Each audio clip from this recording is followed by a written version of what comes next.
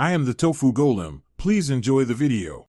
You already have code and extensions. Now begin.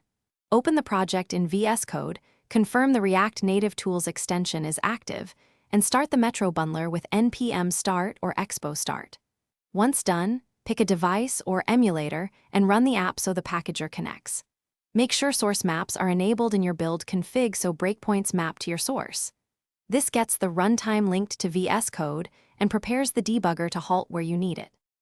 Now place breakpoints where behavior is unclear, ideally at event handlers or lifecycle methods, because those are executed during interaction. Then open the debug panel and choose the React Native attach or launch configuration. Attach to the running packager so VS Code links to the JS runtime.